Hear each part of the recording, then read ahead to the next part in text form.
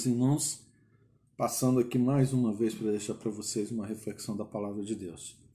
Evangelho de João, capítulo de número 13, a partir do verso de número 1 até o versículo de número 15, diz assim: Ora, antes da festa da Páscoa, sabendo Jesus que era chegada a sua hora de passar deste mundo para o Pai, tendo amado os seus que estavam no mundo, amou-os até o fim. Durante a ceia, tendo já o diabo posto no coração de Judas Iscariotes, filho de Simão, que traísse a Jesus, sabendo que o Pai tudo confiara às suas mãos e que ele viera de Deus e voltava para Deus, levantou-se da ceia, tirou a vestimenta de cima e, tomando uma toalha, cingiu-se com ela. Depois, deitou água na bacia e passou a lavar os pés aos discípulos e enxugá-los com a toalha com que estava cingido.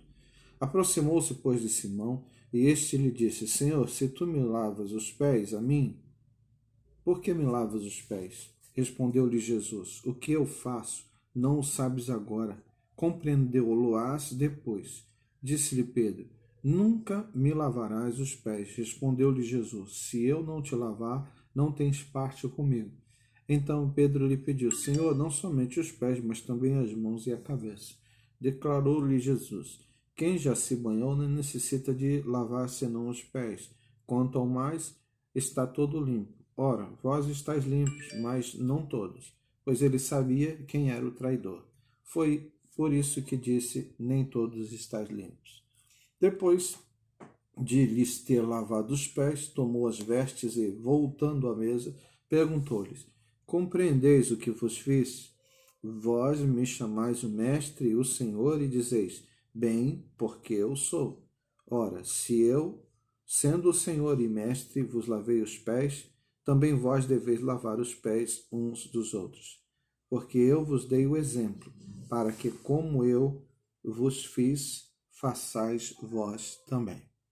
Esse texto, que é um texto chamado de lava-pés dos discípulos, é um texto bastante interessante porque os discípulos, naquele momento em que Jesus teve tal atitude, não conseguiram entender bem por que Jesus estava fazendo aquilo. Mas aquilo que Jesus fez, ou a atitude que Jesus tomou, foi uma atitude para deixar não apenas uma marca de alguma maneira, mas também nesse lava-pés, Jesus deixou algumas atitudes nas suas palavras, na sua ação, atitudes que precisam ser colocadas em prática no nosso dia a dia, na nossa vida cristã. E quando nós olhamos para esse texto, nós percebemos aqui que os discípulos desconfiaram daquela ação de Jesus, porque não era algo comum. Depois da ceia, alguém começar a lavar os pés das pessoas que estavam presentes na celebração da Páscoa, que era a festa que estava sendo ali celebrada. E nesse instante, a gente pode colocar aqui algumas atitudes que Jesus teve e que Jesus praticou através do seu comportamento nesse momento, que são atitudes dignas de exemplos que precisam ser seguidos por nós que somos discípulos de Jesus. Então, a primeira coisa que a gente pode perceber no versículo de número 1 aqui é que o texto diz que Jesus, tendo amado os seus que estavam no mundo, amou-os até o fim. Ou seja, antes da prática do lava-pés, houve aqui uma descrição de que Jesus fez isso porque isso era uma demonstração de amor de Jesus para com os seus discípulos. E o que eu queria dizer para vocês é que muitas vezes nas nossas vidas nós temos falta de motivação correta. A motivação pela qual muitas vezes nós fazemos as coisas, não apenas para Deus, mas também para o nosso próximo, não é a motivação certa. Hoje nós estamos vendo momentos difíceis em que a gente até vê a prática da solidariedade, um pouco mais de cuidado com o outro, respeito pelo outro. Muitas vezes nós vemos a ajuda mútua de quem pode mais para aquelas pessoas que são mais carentes e pobres, mas nada disso realmente reflete aquilo que a Bíblia diz a respeito de amor. Porque amor é tudo isso e muito mais. E quando a Bíblia fala de amor, ela fala de amor para com Deus e para com o próximo. E coloca essas duas coisas lado a lado. Por quê? Porque não é possível amar a Deus sem amar o próximo. E não é possível amar o próximo sem amar a Deus. A Bíblia coloca dessa forma. E dessa forma nós teríamos uma motivação correta se nós praticássemos realmente, verdadeiramente o amor.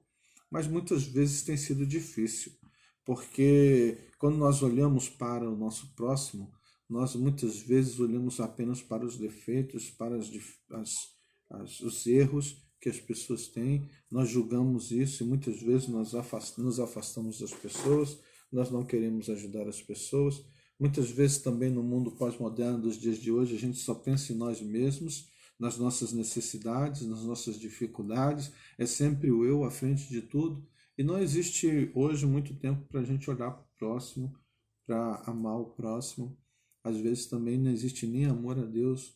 E isso tem sido talvez a falta de motivação correta dos dias modernos. Nossa motivação talvez tenha sido muitas outras coisas, muito pouco o amor real e verdadeiro a Deus e ao nosso próximo. Mas a atitude que Jesus teve aqui demonstra isso, uma motivação correta de amor por Deus e para com o próximo. A segunda coisa que a gente percebe aqui, uma atitude que Jesus teve aqui, está descrita no versículo de número 3, que diz assim: sabendo este que o Pai tudo confiara às suas mãos, e que ele viera de Deus e voltava para Deus. Ou seja, Jesus tomou a atitude de lavar os pés, não apenas para deixar o exemplo, mas essa atitude demonstra que Jesus fez isso para demonstrar que ele não estava preocupado com a sua morte, porque ele voltaria para Deus, mas aquilo que Deus havia dado a ele em relação aos discípulos, os seus discípulos permaneceriam, de alguma maneira eles seriam fortalecidos, de alguma maneira eles cresceriam e de alguma maneira eles conseguiriam vencer as suas dificuldades. O que eu quero dizer é que Jesus estava seguro de que tudo está nas mãos de Deus. Ele havia vindo de Deus e agora iria voltar para Deus. E aquilo que ele havia feito no mundo permaneceria, cresceria e a sua obra, os seus ensinos se expandiria.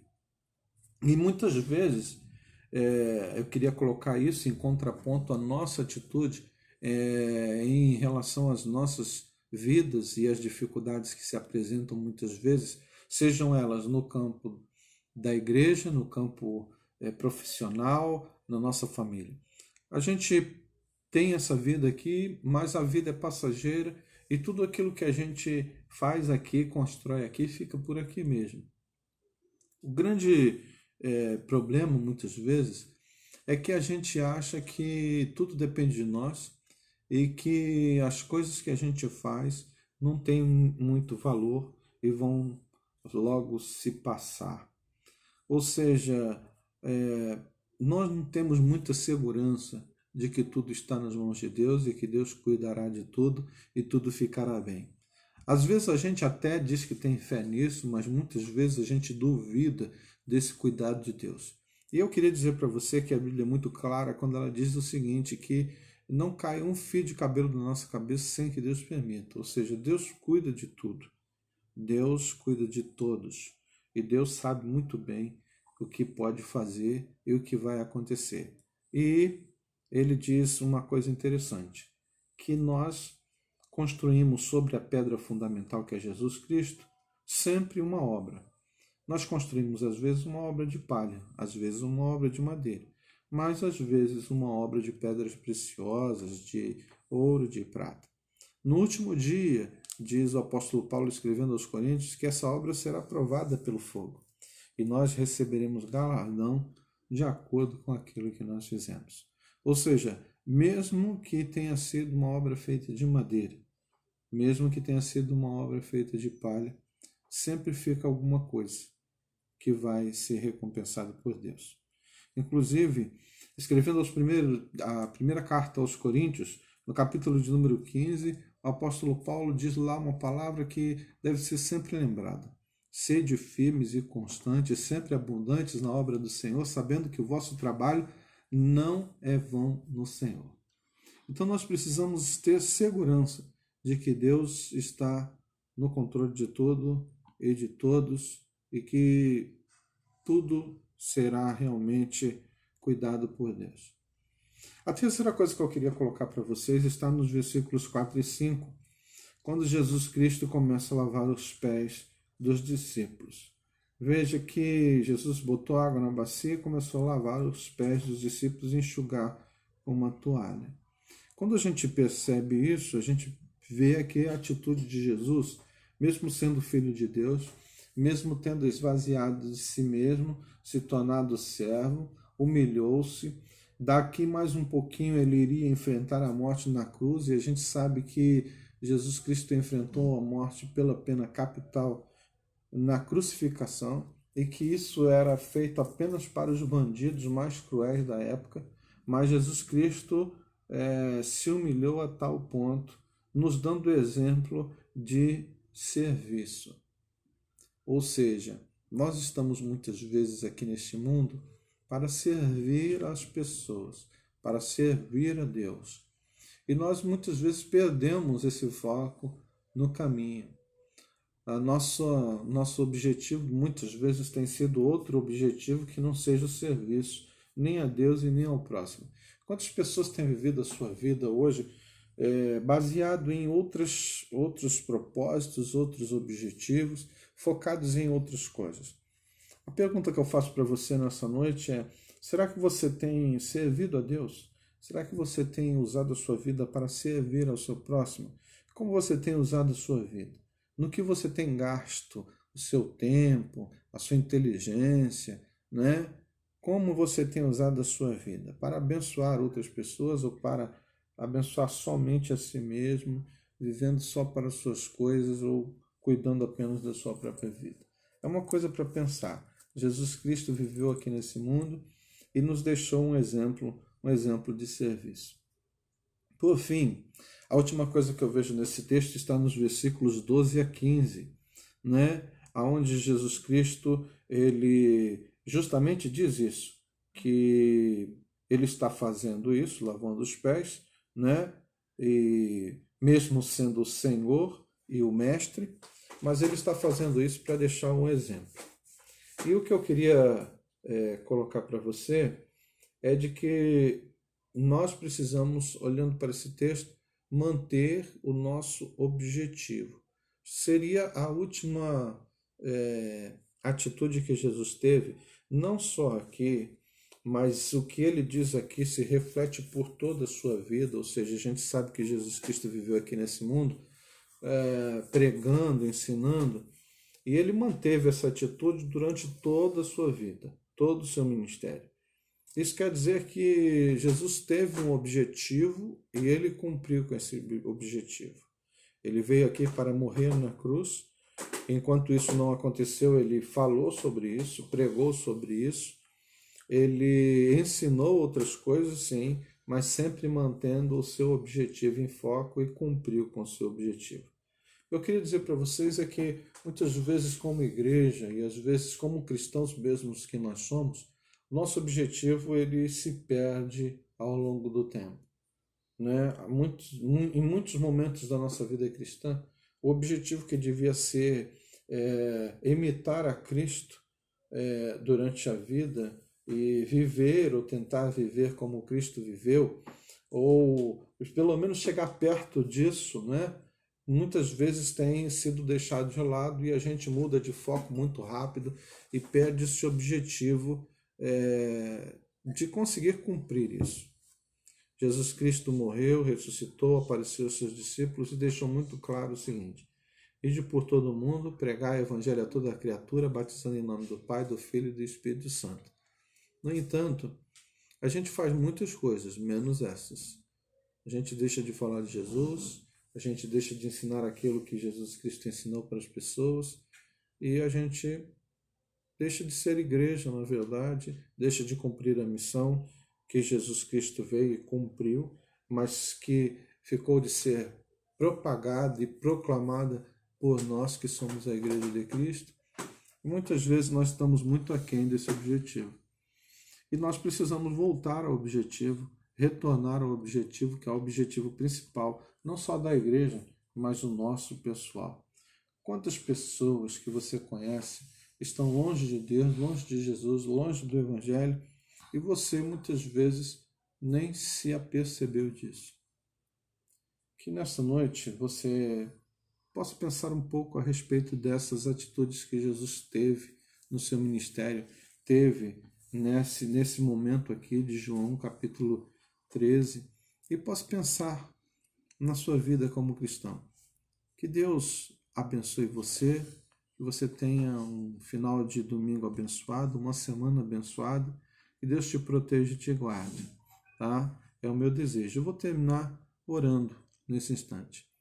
Nosso Deus e Pai, obrigado por esse dia, pela oportunidade de falar contigo mais uma vez. Tu estejas abençoando cada membro da Igreja Batista Viva, onde quer que esteja, protegendo e guardando, livrando do mal. Aliás, Senhor, cada pessoa que me assistir, que esteja sendo abençoada, cuidada e protegida por Ti. Perdoa as nossas falhas, os nossos pecados, ajuda-nos, Senhor, a olharmos um pouco mais para Jesus Cristo, Teu Filho, que foi o exemplo para nossas vidas, e possamos, Senhor, colocar em prática pelo menos algumas das coisas que Ele nos ensinou. Ó Deus, não deixe que nós nos esqueçamos dessa missão de Jesus, do seu exemplo.